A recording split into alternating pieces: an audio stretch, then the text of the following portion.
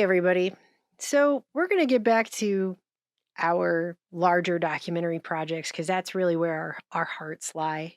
And this whole situation that is unfolding is We have a secret language now, okay? And she's leaving us Easter eggs in our secret language. it's like a train wreck. It is very hard to look away from it, but I think I'm going to have to because it's like staring into the abyss for real. But this one more thing. I can't help it. We have to have this discussion because this is happening. Ivy League students, this is a headline and it's not a parody. This isn't The Onion. This is an actual headline. Ivy League students offered crayons, Legos, and cookies with milk to cope with Trump's election win. Harvard and Penn State are giving students the day off. There are professors at Princeton who are postponing exams. There are students at various schools who are allowing their grades to be changed later for the stress they have now gone through during this election. They're getting out of homework, they're getting out of class. And Georgetown University built a self-care suite. This is the level that things are at in Ivy League colleges. I don't even know anymore how much is being charged to these kids and their families for going to these very, very expensive schools that we're supposed to in our society revere as the most elite educational facilities we have. And this is the way that they are treating their adult students. You had professors at Columbia University and its sister school, Barnard, sending emails for people to take school off and take care of themselves. The classes are being canceled. And we just need to breathe. We all just need to breathe because it's so heavy. But they'll keep the classroom open for people to come if they want a space to reflect. An adjunct professor of international and public affairs at Columbia, who apparently served on the Obama administration White House Council on Women and Girls, canceled class and said, "Although I planned a tentative lecture on modern polling methods and their blind spots, it feels a bit tone deaf to deliver that today." You mean the day after an election? That is the perfect time to deliver a class on misleading polling methods. That's exactly the time you want to deliver that class. Why would that be tone deaf? Organizers at Dartmouth encourage students to be off the grid the day after election or come back to attend a decompression dinner. Bring a book or a craft to a listening circle for the supportive environment, about the reflections, they're treating these people like they're children. Look at this headline: Legos, cocoa, and coloring books for Georgetown students. At the McCourt School of Public Policy, officials are offering mindfulness options. Now look at this agenda, which comes from the school's director of student engagement. Tea, cocoa, self-care, a Lego station, coloring and mindfulness exercises, milk and cookies and Legos, snacks and self-guided meditation to recover from this. There are more educational activities taking place in preschools than this. I just want to point that out. Look at this. In recognition of these stressful times, be good to yourselves, check in on your friends. They're acting like 9/11 happened and it was an election. You know, I was in college in the 2000s. I was driving to campus on the day 9/11 happened, listening to NPR, wondering if the country was at war because we had no idea what was going on. And we all went to school. And did they offer us milk and cookies and Legos on 9/11? No, they didn't. No, they didn't. They did let people go home, though, because everyone was very upset and we did not know what was going to happen, and thousands of people were dead. So it actually was a stressful event. An election is something that happens every 4 years. Every 4 years. This is going to happen in 4 more years. This is just reality in this country. That's how our election process works. And by the way, the Georgetown University McCourt School of Public Policy, these are people that are going to affect diplomacy in the future with these degrees. They offer undergraduate and master's degrees in public policy. It says right here on their website that their foundational skill set is based around things like critical thinking and engaging with bias. It actually says that here, that engaging with bias is having the ability to relate to and learn from people with different backgrounds and perspectives. and being open to evidence that may challenge your prior conception. But they obviously don't think their students can do so. They don't even think their students can handle the basics of an election, that they didn't get the person they wanted elected in the election. They're giving them milk and cookies and coloring books. And they did this at other schools too. There's many, many schools, like Missouri State University had a self-care no phone zone space with coloring pages, calm jars. I don't know what a calm jar is. Calm jars, coloring pages, and sensory fidgets. Northwestern University offered students a post-election wellness space with puzzles, crafts, games, snacks, and brain break activities. And Princeton offered art build processing space. Harvard Divinity School had a whole community care day, which included office hours with Sunshine the puppet. Office hours with a puppet, okay?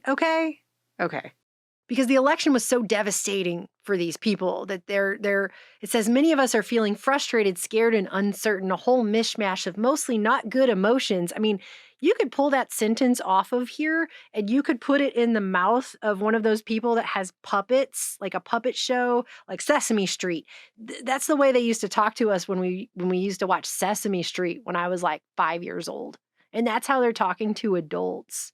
Professors at Columbia are making classes optional and giving students passes on exam work, and they're giving people participation points in biology classes now, even if they don't show up. And they're allowing students to replace their midterm exam grades with their final grades if they do poorly, in recognition of the increased, quote, stress some of you might be feeling because of the election results. At Emory School of Medicine, which presumably is a school that teaches doctors how to be doctors, deans and administrators are sending emails to residents and fellows to check in post-election to ask if they have any feelings of anxiety about the future and reiterate that they are there for them during these challenging moments. They are treating these people like babies. They're treating them like little tiny babies.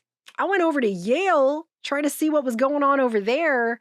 And I came across this article, and this is where I actually just stopped and went, okay, I obviously just am so in another reality that I didn't realize this is the level that we're at in this country. Like, I obviously just don't. I obviously just don't know where we even are anymore as an adult living in America in 2024, because this is a headline. Yale bleeds champions menstrual equity and social justice on campus and beyond. What?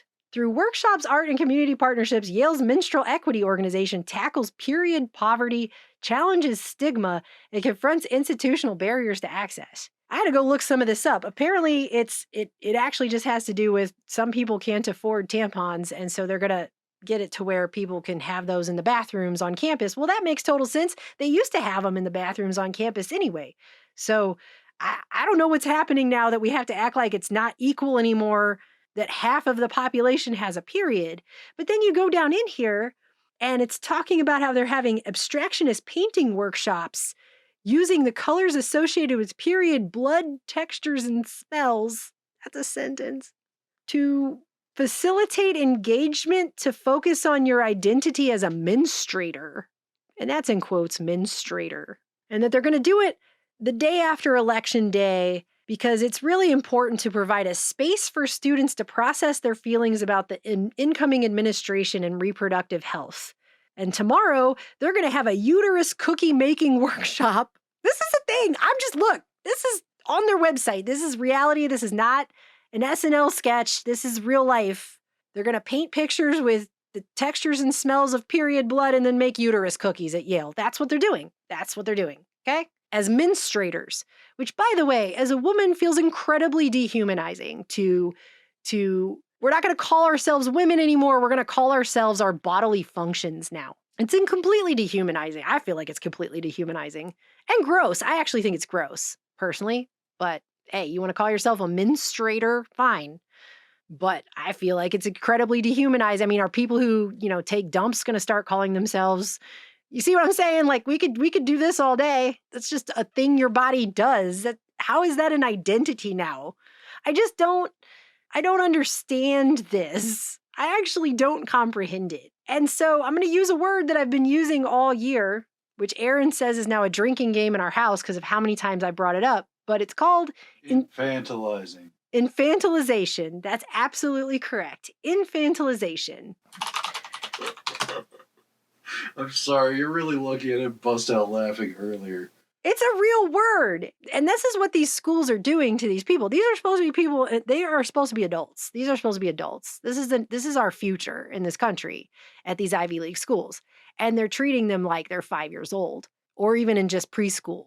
So infantilization is a verb, and it means to treat or condescend to as if still a young child, to reduce to an infantile state or condition, to reduce a person to the state or status of an infant.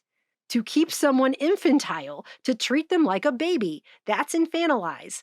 This is infantilization. It is institutional infantilization by just telling these kids that you should come have milk and cookies and play with Legos. You're actually giving them the message that that's how they should respond. That these meltdowns, that these complete breakdowns, these inabilities to handle reality are normal. You're normalizing this behavior. This is what you're doing as a school, as an institutional practice. You're normalizing the infantilization of adults, practically ensuring that next election they're going to act worse and be able to handle it even less. That is what is being done to this. It's actually a disservice. This is actually harmful. I think this is harmful. And you have charts being put out like this one, this map. If having a degree was a requirement to vote in this election, this is what it would have looked like. Because far and away, the vast majority of our universities and colleges are left-leaning institutions. You've had studies put out on this.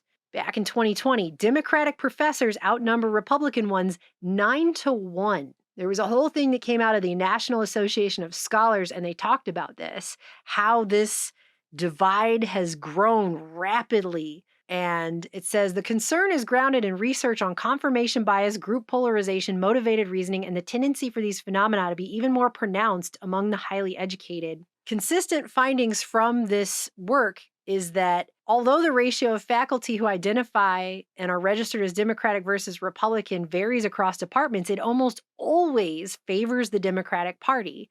Secondly, Democratic to Republican registration ratio is typically higher among disciplines in the humanities and social sciences as compared to the natural sciences and engineering.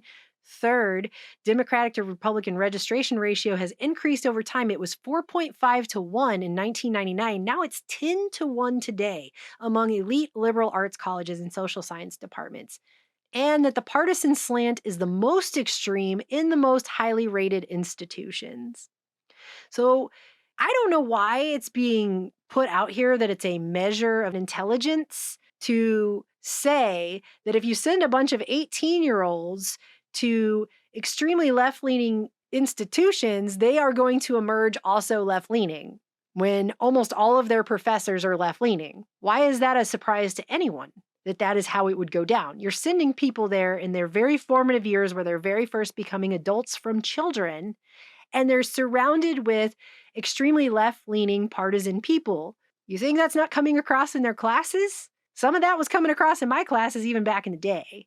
But it wasn't as pronounced as it is now. So they're overwhelmingly liberal, and then, of course, the people who graduate from there become liberal. That makes sense. I don't know why, that's not a measure of, well, that just means that all Democrats are more intelligent. It means that the majority of our higher learning institutions are Democrat, and they're shaping the foundational views of emerging adults who are also Democrat after they leave there. Ashley St. Clair shared this map, actually, and she said, what do you call an institution in which everybody who enters it leaves with a uniform political ideology? I mean, that's what's going on. So now we're infantilizing people, and it's not just the people who go to these colleges. It's not just the leaders of tomorrow who are going to these Ivy League institutions who are coming out this way. You have MSNBC having a Yale University child psychology fellow going on the air. So they're doing kind of an appeal to authority, trust the experts type of deal by having a Yale child psychology fellow come on the air and talk to everyone, telling people to cut their friends and family out who didn't vote the way who voted for Trump for the holidays. I think just a societal norm that if somebody is your family, they are entitled to your time.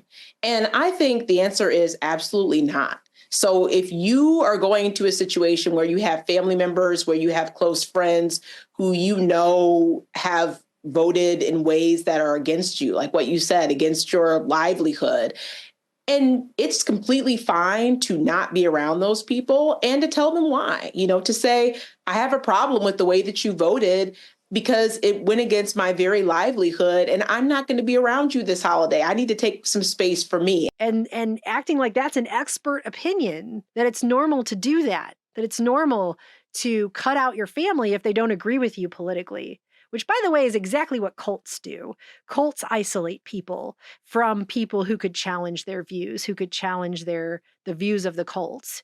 That's straight out of the cult playbook of cult programming, to isolate people so that they're only around other people who share the cult's views. That's completely what that is. And they're parading it on the news as if it's news. This is a thing that's happening to our country. This is happening. I don't know what the answer is, but the other day I watched a video, and I'm not you guys know on this channel, TED Talks are not my favorite thing in the world because a lot of times they're formulaic and they do the TED Talk hands and it makes it very hard to just listen to the person who's presenting sometimes. Feels very contrived. But I did watch this Dr. Susan David. She was talking about emotional intelligence, and she brought up a really good point that I think needs to be considered. I like being happy. I'm a pretty happy person. But when we push aside normal emotions to embrace false positivity, we lose our capacity to develop skills to deal with the world as it is, not as we wish it to be.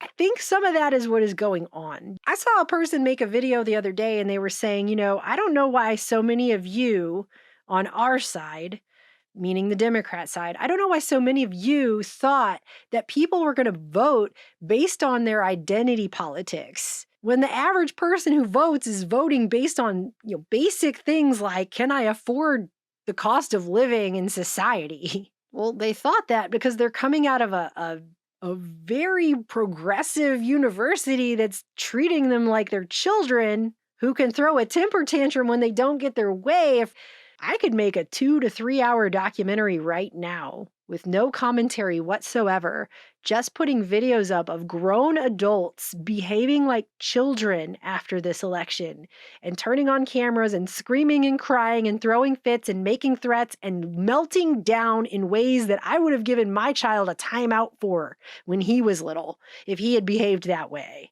And they're behaving that way, and they're older than me. And it goes back to this. When we push and embrace false positivity, people are losing their capacity to develop skills to deal with reality as it is, and not the illusion they have in their minds. This whole love and light crowd where it's always good feelings and good vibes all the time, and there's no such thing as a negative emotion. There's no such thing as anger, frustration, and depression. Can't even have those. So when you do, it's so alien and all-encompassing, you can't handle how to deal with yourself. You have no emotional intelligence to deal with your negative feelings, which, by the way, serve a purpose. And this society has spent way too much time making people think that if you have a bad feeling at all, you need to immediately go get a pill for that because you're not supposed to even have that. And it's not right to have those, but they're there for a reason. That is how you learn about yourself. You actually learn what's wrong and what's actually making you upset, and then you learn how to process those emotions and deal with them. And this society is like, live, laugh, love. Okay, well, that's great. And being happy is great too, but it's not normal to just be happy all the time. And whenever they tried to normalize that idea, I think that's when a lot of this mental illness became a serious issue. You can't reject the negative emotions and pretend they don't exist and not feel them and not experience what that is. No amount of milk and cookies is going to fix that. And so now you have huge portions of society who are projecting the negative things they refuse to face in themselves, their fears, their anger, their disappointment, their frustration. They're projecting it on the rest of society like their own personal Plato's cave, because the illusion doesn't match the reality. And when that happens, breakdown is inevitable. If you can't face yourself and your own emotions and truths within yourself, you're not going to be able to face it in reality either. But these universities are not helping by literally coddling and infantilizing these students. These are supposed to be adults. I can't believe these are headlines and not parody. Generations like mine, I've seen articles now that claim that if you were born in the 80s, like, you're lucky you aren't dead. Because we were just out on our bikes riding around for hours. Our parents didn't know where we were. I would say by the time I was 10 years old, I was past the milk and cookies phase for my bad feelings about things that were going on. So, if that tells you anything, but this is not how we handled anything, even not that long ago. I do not know what has happened in this country that we have gotten to this point, but this is very, very dangerous to the future of society, actually. And I wish I had more answers, but we could at least start with the idea that emotional intelligence means a full picture, not just one side. And I guess I'm just ranting again, but I don't know. These kind of conversations need to be had somewhere because this is insane. And it feels like it's just getting more insane. We're as much as people want to pretend like this isn't what's happening and be like, well, they just need to grow up. Well, they're not. They're not growing up. They're not growing up. They're going backwards. They're regressing. They're Benjamin Button, okay? And not even back into like a cute little kid, but into like a bratty, spoiled kid who has no idea how to handle reality. And this society for years and years now has really promoted the idea that if you're sad, that's bad, and you need to go take a pill for that or erase it instead of facing it and trying to figure out what is actually bothering you so that you can actually overcome that. We're not overcoming things anymore. We're just prescribing things and trying to ignore reality all the time. And that ignoring of reality may be what has gotten us here. You know what? As a society, we have to stop lying to ourselves. Reality is not a safe space. It will never be a safe space. I don't want to try because I don't want to feel disappointed. Or I just want this feeling to go away. I understand, I say to them, but you have dead people's goals.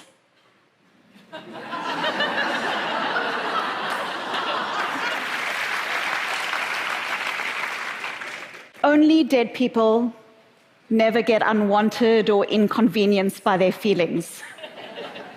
Only dead people never get stressed, never get broken hearts, never experience the disappointment that comes with failure. Tough emotions are part of our contract with life.